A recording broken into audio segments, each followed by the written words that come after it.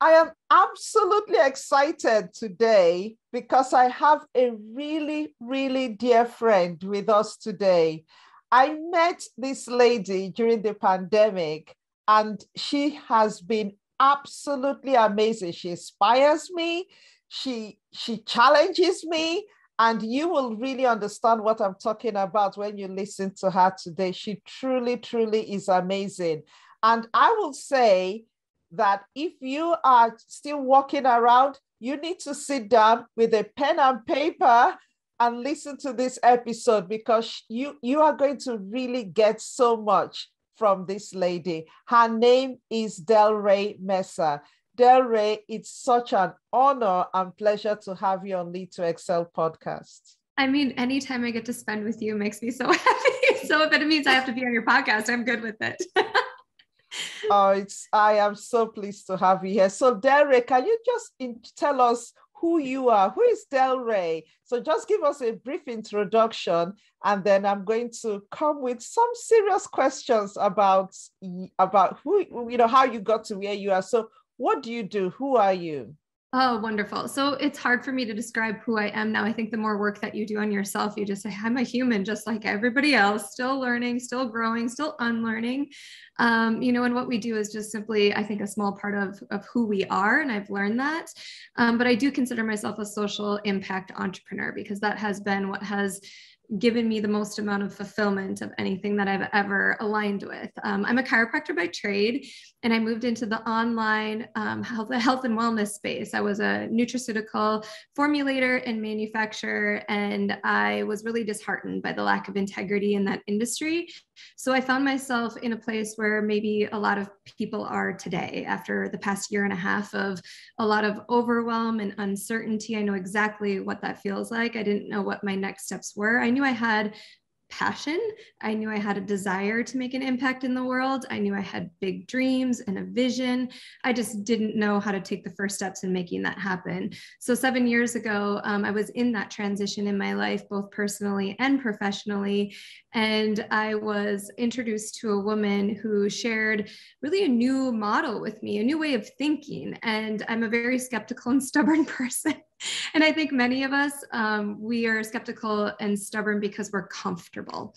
And what we're doing is familiar. It doesn't mean that we're necessarily happy, fulfilled, aligned, living the most ideal life that we could possibly imagine, but it's familiar to us. And that's where I was at. I knew it was going to take a lot of uncomfortable lessons in my own personal growth to be able to take that leap into something new.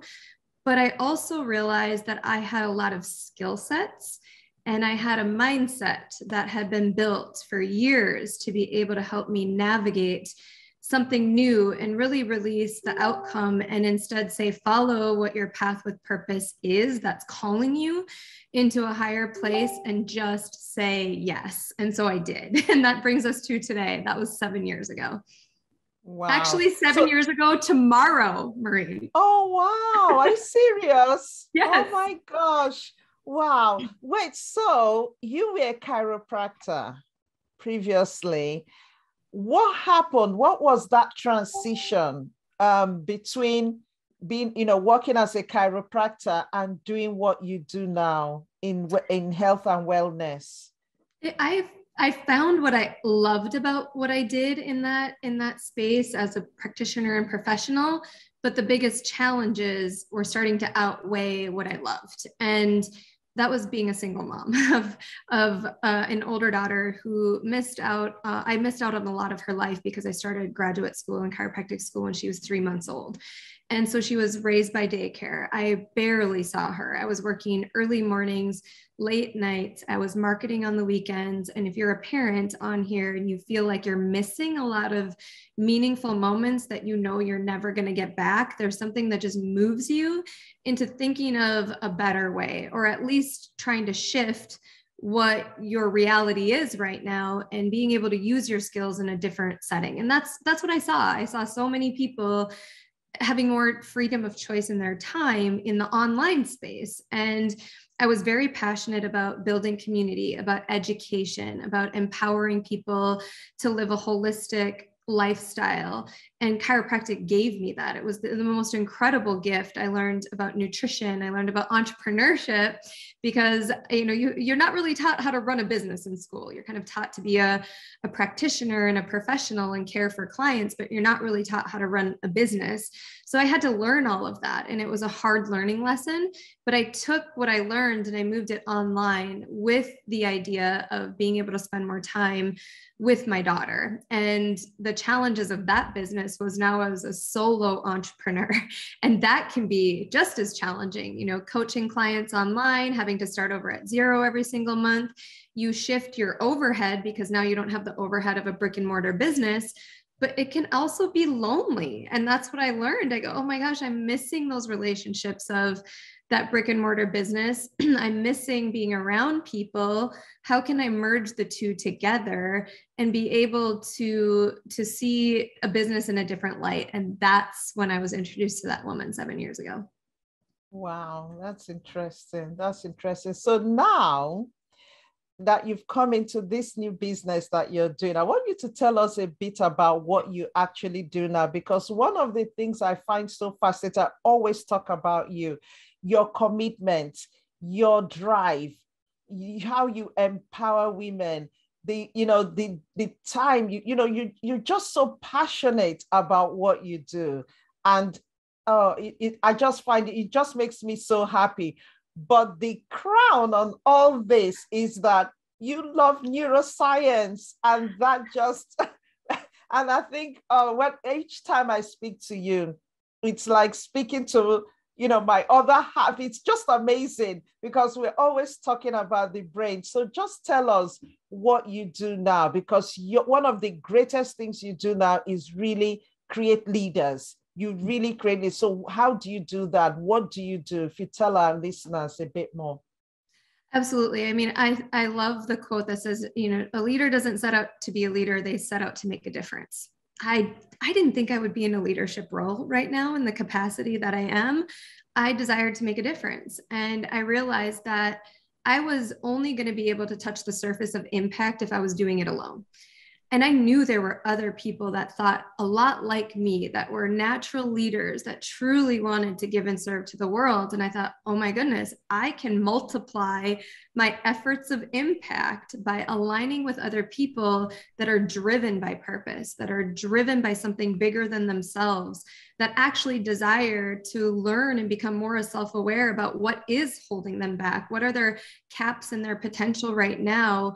And most importantly, the neuroscience of change. I mean, we would all be where we wanted to be if it was that easy to change. Yeah. And if it was that easy to transform our lives, but it's not. It's really hard work to work on our limiting belief systems that have been adopted and what we're conditioned to believe. And, a little backstory so people really understand that, really you're no different than I am.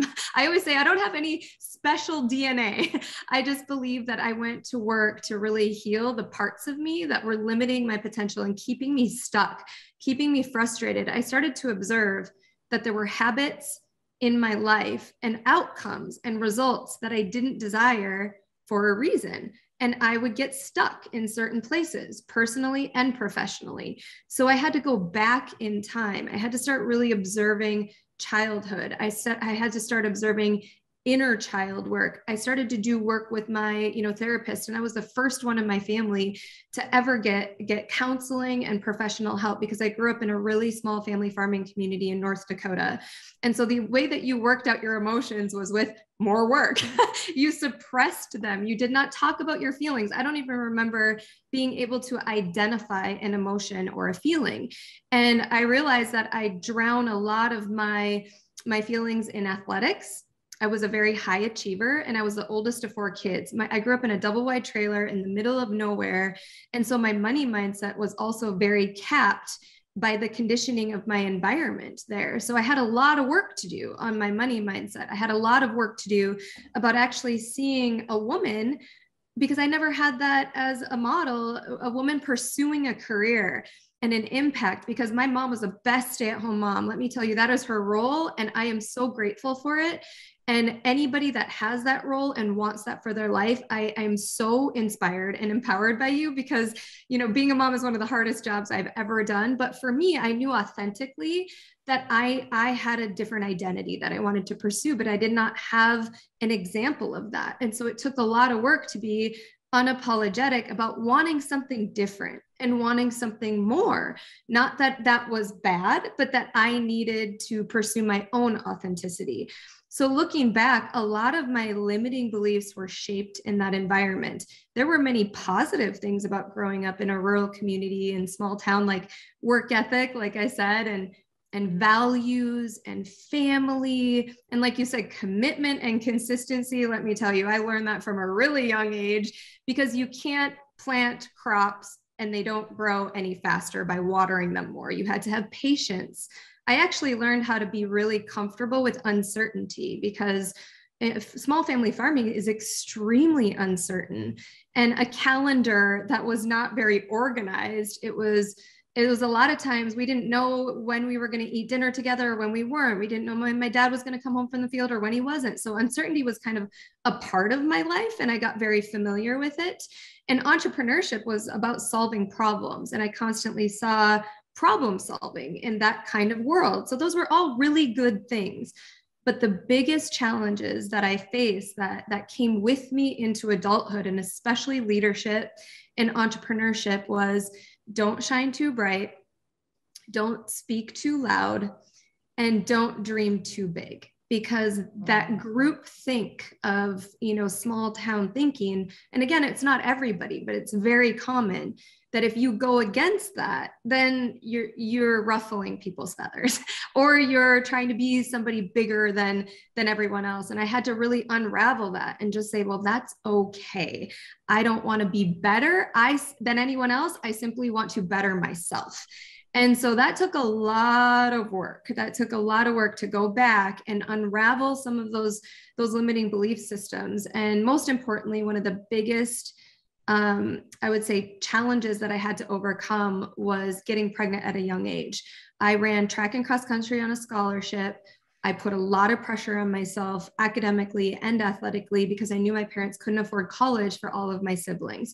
And I said, well, if I can show them that we can get college paid for, then I can set a really good example. But that was a lot of pressure and stress. Well, 3 years into college, I found out that I was pregnant with my now older daughter, who's 18. So I was 20 and had her at 21.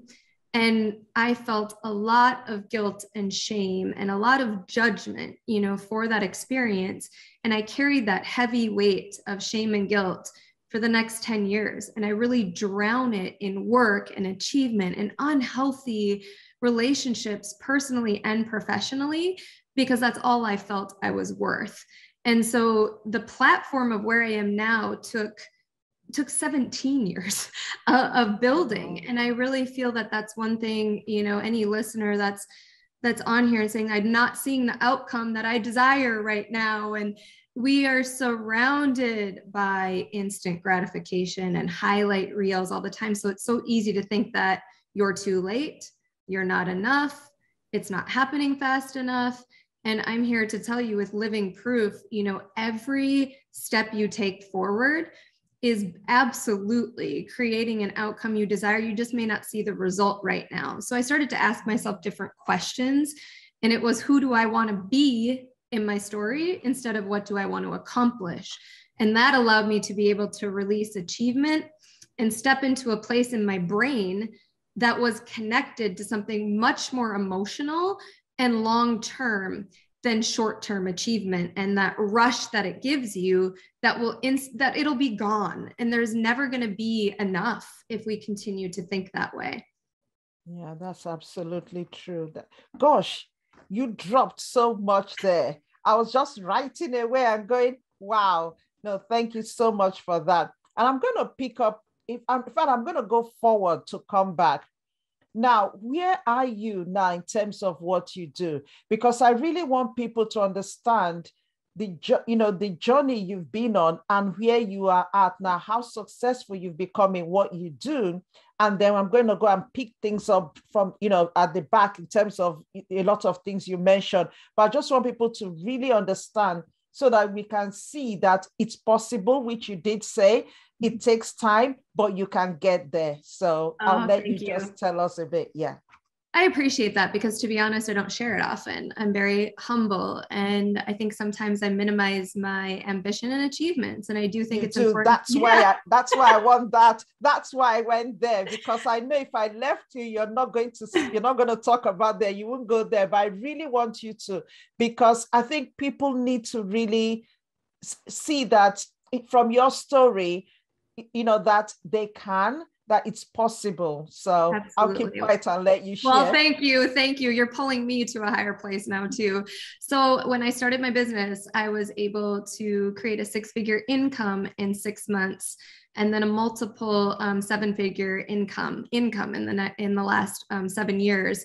And I feel, for me, the reality of what I was able to leverage was because I was able to duplicate leaders and be able to rise up, more leaders that desired to make an impact. And that simply leveraged my impact, my time, and my income. So now having, a global health, well-being, and beauty business that I can work from literally anywhere in the world, being aligned with a holistic brand that I align with my core values, and most importantly, being able to identify that so many people in our world struggle with health. They struggle with mental health. They're craving community and connection.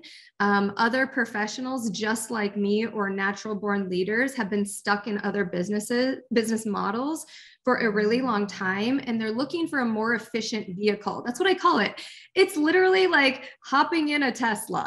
That's how I see it. It's a more efficient model where your skills can be used in a different way. And so, my team now is 30,000 people, across the world. And, what I'm most proud of is their success, to be honest, because I wouldn't be where I am without their success, and being able to help identify where people are stuck, to be able to get them to that next level of the same thing that they desire: more time freedom, more impact. We have a world now where work has changed. Clearly, we had a great resignation in our entire world for a reason. People are starting over. And that's exactly how I felt 7 years ago. We want our work to be purposeful. We want to have time and meaningful moments with our family. There are so many things that have shifted where people are looking for this kind of business model, but I think there's been a lot of skepticism and a lot of hesitancy, because I don't think it's been shared transparently. And so I'm here to say that yes, all of that is possible, but then, like you said, breaking it down to how did I actually do that? Or how did I have to think in order to scale it? Because again, if I grew up in a double wide trailer and the most amount of money, my parents made was, a very small amount, then how was I able to shift my mindset that I was now capable, able, and worthy of that kind of abundance? And there was a big shift in that for me as well. Yeah, no, thank you so much for sharing that. And, I must really commend you, because in what you've achieved in 7 years is just phenomenal. And the amount of leaders that you're raising and, empowering is just amazing. So no, well done, well done. And I'm sure many people want to know how they can work with you, but I'll come to that in a second. So you talked a lot about what you grew up with, the tools you had, being an entrepreneur, being comfortable with uncertainty, which a lot of people are not. So you had a lot of things that really helped you. But it was interesting that you said the things that really held you back were, that mindset of don't shine, don't speak too loudly, and don't dream too big. And don't dream too big is a big one, because it really holds you down. So you can have all the opportunities in front of you, but when that mindset comes in, don't dream too big, procrastination sets in, self-sabotage sets in, a lot of other things, because the way our brain works is so amazing. I always say this, that your brain will answer the questions you ask it. It will do what you want it to do. So how did you managed to shift that mindset? And I know you do a lot on visioning. You do a lot on mindset. You know a lot about the brain. So how did you make that shift? And how has it really panned out over time? And how have you even been able to help people as well make that shift? I think I had to identify first what were the stuck patterns, what kept showing up repeatedly, unhealthy relationships personally, because that's a very vulnerable place to be. And I was so scared of getting hurt again. I had been hurt at a really young age, and I repeated that pattern, saying to myself, I don't want to get hurt. I don't want to be with somebody that's going to cheat on me. So instead of actually focusing on what I wanted, I was living out of fear of what I didn't want. And I kept getting what I didn't want. And I realized that let's stop there 1 second, because I think that is so important.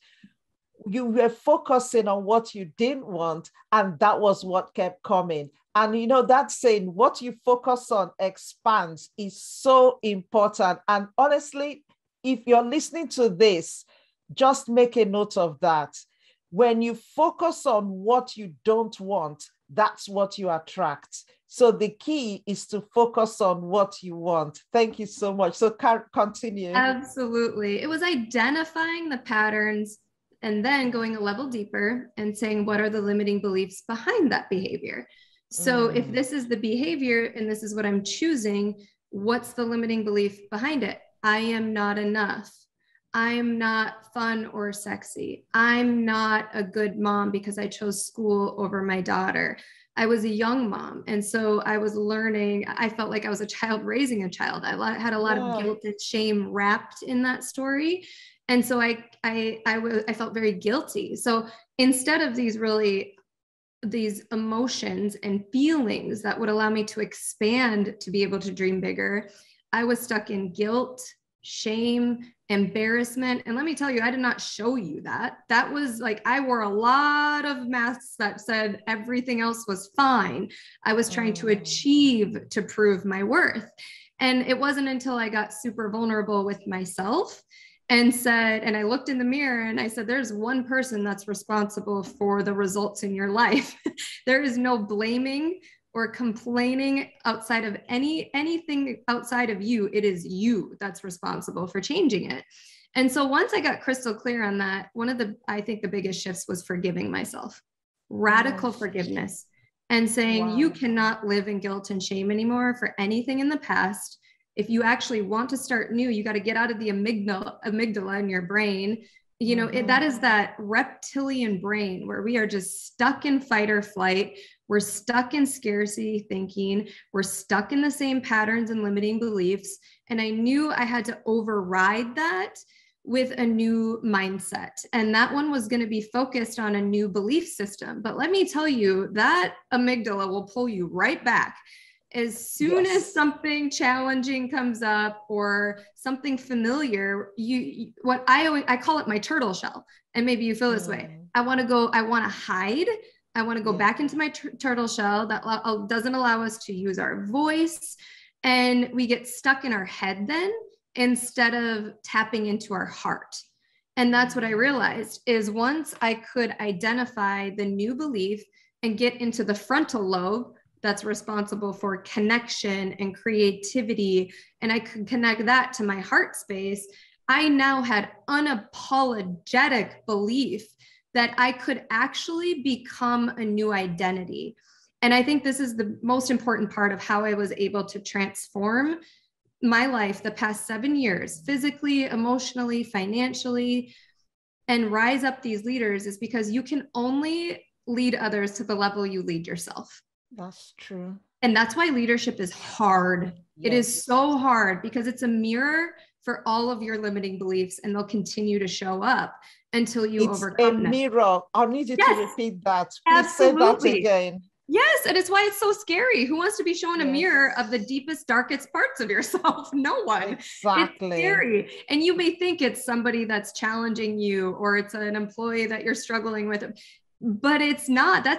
It's just a form of you showing up in front of you that you must overcome in order to go to the next level. So at every level, there's another devil.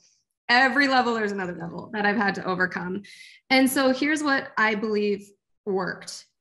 I always thought that transformation was in strategy. It was in the how to. I always wanted to know, how did somebody get there? How did they do it? And instead, I realized that it was about our future self and who we desired to become in our story. And so I wrote out a list of who I wanted to be. I wanted to be a social impact entrepreneur. I wanted abundance to give back and serve on another level, on projects that I would have never been able to afford in the past. I wanted to be a mom that was both present as a mom and ambitious in redefining what motherhood could look like with a career. I wanted to be a wholehearted leader. I had not seen a lot of people lead with heart, and I have a massive heart. And I thought, well, if you have too many feelings in an organization or culture, we're not going to get anything done. And that was just not true, because the more that we allow a safe space for people to grow and learn and be creative, be seen, valued, heard, accepted, appreciated, that is such a beautiful space for people to now feel safe and perform at levels that we never thought possible. And so if she was who I desired to be, I simply asked myself, well, how would she operate in her day-to-day habits? How would she overcome challenge? How would she overcome adversity? How would she, because let me tell you, I was not her, I was envisioning her, and I was not acting as if I was embodying until. That's the difference, because when people say fake it till you make it, it's not going to work. Yeah. Because if you don't believe it, it will not work. Embodiment means that you have full belief, you are already that identity, even if the results aren't there yet. And your brain does not know the difference between visualizing that and embodying it. And emotion is the key. It's the emotion behind it. You can't go out there and say, I am a social impact entrepreneur, creating other social impact entrepreneurs, when you're like, oh, I'm not quite sure if I believe that. And I'm going to go into every conversation kind of hesitant. It is, no, this is who I am. And this is what I'm building my habits on every day. And so my consistency, I think, is the greatest gift that I have. Consistency, the values I operate from, because I can ask myself different questions. Well, does this align with my values? Commitment means you're doing it regardless of how you feel and the emotion and all the challenges that you're going to face, because there's going to be many, so many. We've all realized that the last year and a half, life is extremely uncertain. And if we're waiting to be certain that we have the right plan, the right strategy, the right time, and it's going to be perfect, it's never going to happen, because you've got to take messy, massive action while embodying who your future self desires to be. And most importantly, that we put our commitment to either our client or our customer or our team first. Because I have seen that what shifted in our world is that people want to know the story behind what they choose to align with. They want transparency. They want honesty. They want authenticity. They don't want to be sold another diet. They don't want to be sold another, hey, how do you get to multiple seven figures in 7 years? They want to know that there's something real behind it, and that that's possible for them too. And that's simply all I wanted as well, which is why I share my story in this way, because, we've been through a lot the past 3 years, and it's been hard, like really, really hard. I'm talking drop to your knees, hard challenges, but who I desired to be got me through those. And if it would have just been from a strategy book, I'll tell you, Maureen, I would have quit for sure. Yeah, no, wow. DelRae, thank you so much for sharing that. And thank you so much for really, because what you did there is really teaching. You gave us so many tips on really what to do, what you've done. I really appreciate that. You did touch on something we talked about previously, which is your 5 C's for transformation. And I just want you to go through the 5 C's again. You did touch on some of them, but just for people to know how, the keys that you use when you're really going through transformation. The other thing you touched on, which I just want to emphasize again, is being vulnerable, because that was the point at which you could really start making the transformation happen. Without being vulnerable, it's just superficial. Nothing is going to happen. So I just wanted to reemphasize that again. So please talk us through your 5 C's.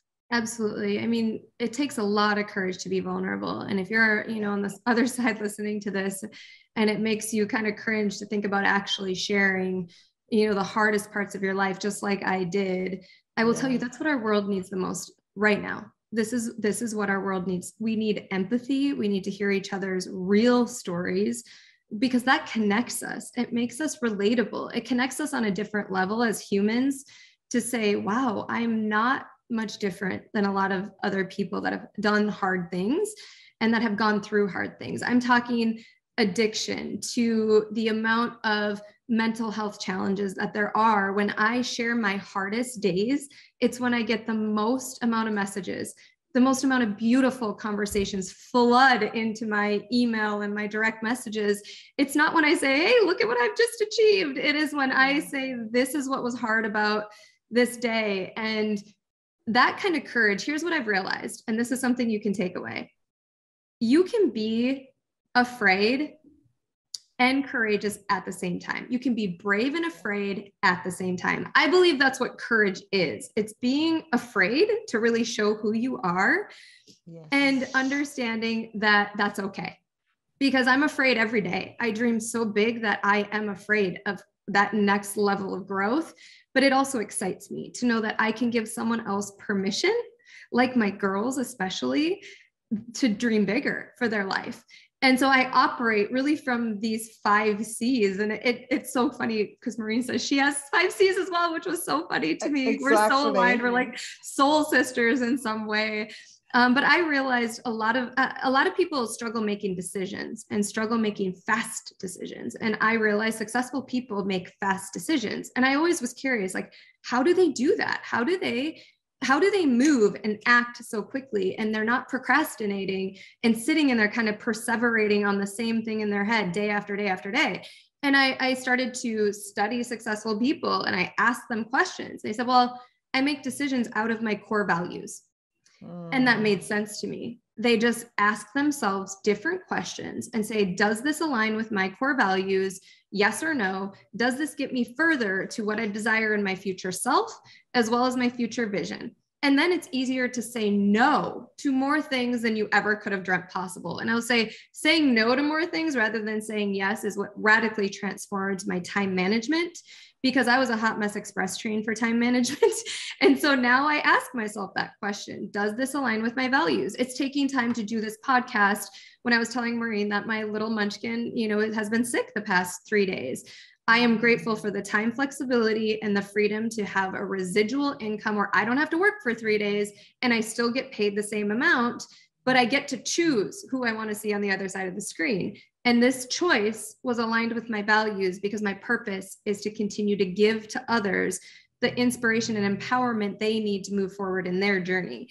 And so it was a simple yes, but there were many things I said no to the past 3 days. So your core values and actually knowing what they are with absolute clarity, which is number 2, the second C, clarity. I feel a lot of us are jumping into a car. I'm going to compare our lives to a car and literally wandering everywhere without GPS. Yes. We don't even know what we want. We don't even know where we want to go. I will ask people that question when I first meet them. I help people transform their lives physically, emotionally, and financially. But when I ask them what their goals are and what they want in all 3 of those areas, they literally have no idea. And I said, I don't know how I'm going to help you if you don't know where you want to go. And we need a GPS for that. We need to have crystal clear clarity in our vision, in our purpose, in our goals, and most importantly, our future self-identity, to say, that's who I desire to become. So now my habits match that.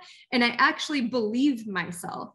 And I believe consistency comes from a commitment to saying, well, I am going to commit to that until it happens. And consistency just naturally follows that. So many people struggle with consistency. And I just ask them, well, do you know, number 1, what you want and who you want to be with crystal clear clarity? And are you committed to that? And that's the hardest part. I think we have a lot of hard times committing to ourselves because we've self-betrayed for so long. We don't Wow. even believe ourselves. Why would our brain believe this if we can't even believe that it's possible? And Exactly. so the consistency part, I think, is also important to celebrate. Maybe I need a 6. See, celebrating small wins absolutely is essential, because a lot of us have big dreams, or we have these dreams, but they seem so far away. I mean, think of having a weight loss goal like a lot of people do in the new year. I help so many people find, their well-being versus weight loss, because we've all looked at the number on the scale. We've dieted, we've done all these things, and we've fallen short every time because our habits don't create a lifestyle that matches an identity that we actually believe.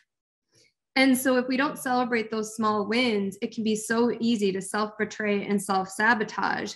And those smaller wins allow us to say, you're doing great. Give yourself grace in the process. You're not going to be perfect. You're going to fall short of a goal. The number on the scale is going to say something different after Thanksgiving. But who cares if you have a 10-year identity plan, right? And I think that diet culture and the fast-paced world we live in has conditioned us to believe that if it doesn't happen soon and now, that it's not worth it. And we rob ourselves of the journey and the gift of growth if we don't celebrate those small wins of who we're becoming in the process. And lastly, like I said, for me, it's customer first, because that's my business. Who are my customers? They're the ones consuming incredible nutrition. That's how I am paid. And so if the customer doesn't come first and I'm not giving exceptional, I'm talking above and beyond customer service of anything they've ever experienced, or client service, for my coaching and leaders, they always have to be first in my mind. And I go above and beyond because I feel that that's the future of our world. People are going to remember not what you did, but how you made them feel. And people are really craving that for just long-term retention.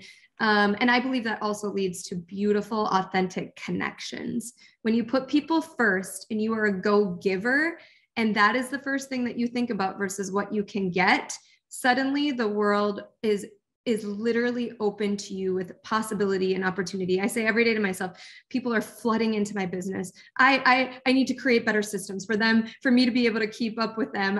There are so many people looking for what I offer. I allow myself to attract people that are driven, ambitious, heart-centered, open-minded, entrepreneurial. They have consistency and commitment and core values at the top. I literally repeat this every single day out loud. And that's who I see. That's who I get to work with, because everything else doesn't even have a place in my brain. Exactly. Yeah. Oh, wow. Thank you. Thank you so much, DelRae. DelRae, I'm going to pick up on something quite quickly because I know we're almost at the end now. And you did mention, because I'm sure that people listening would probably identify a lot with this, where you mentioned how you got pregnant at an early age, the shame, the whole way, even way society views you and the way you even saw yourself, and a lot that went on with it.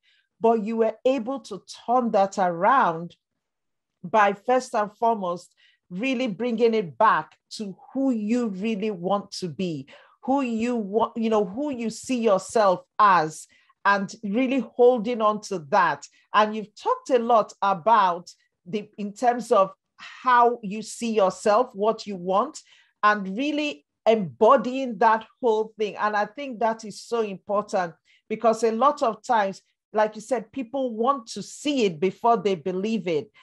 But you've really got to see it in your head emotionally.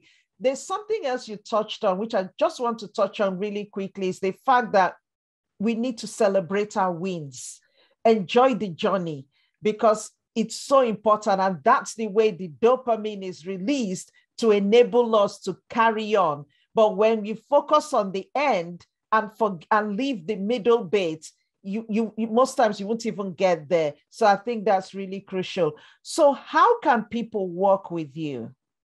I have my website, wellspokenlifestyle.com, and anybody can message me through there. I also have my social media. So I'm active on Instagram, especially Dr. DelRae. So DrDelRae.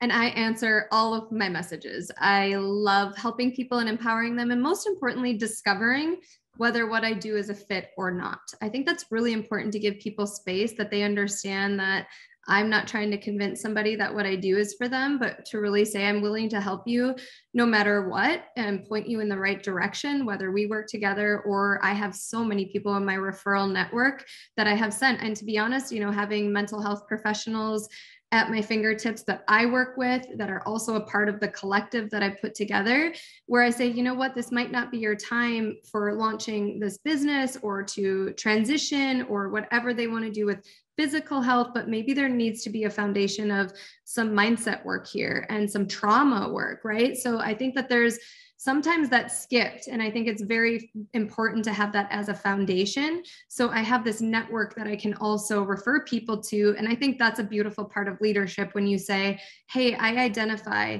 that it's not within my capacity to help you and where you're at in your life right now, but I know someone that can, and then we can circle back around and see if it's the right timing. I find that's very, very rare, but I think it's very important because that means we're putting people above our own intentions and own gain.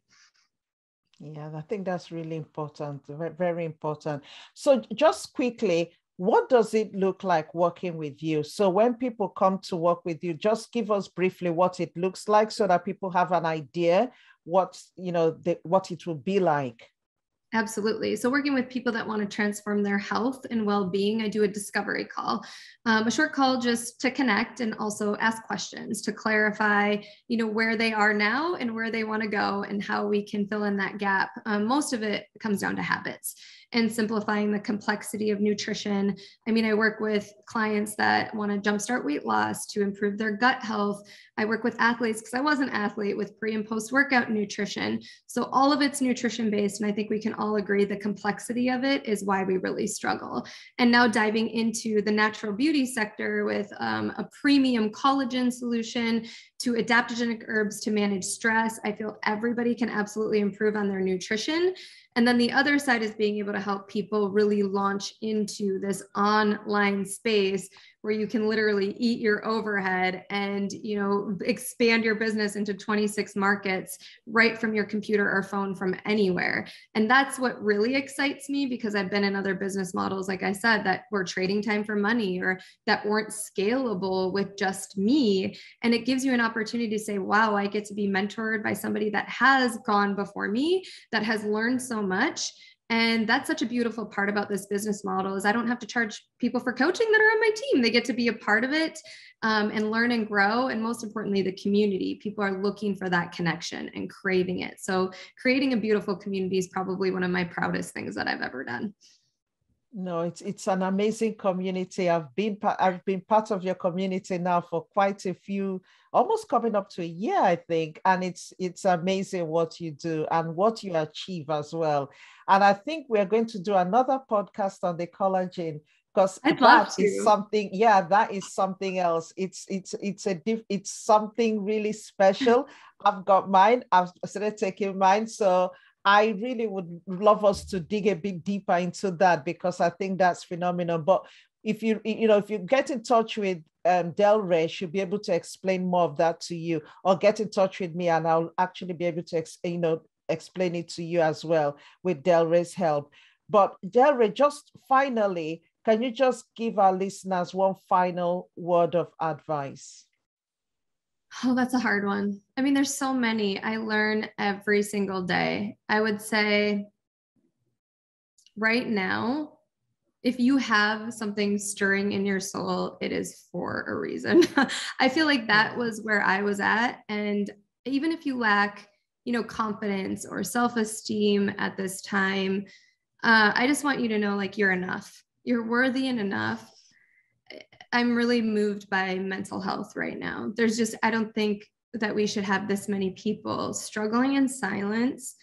And, I think, again, sharing surface parts of our story where we know that there are so many people struggling.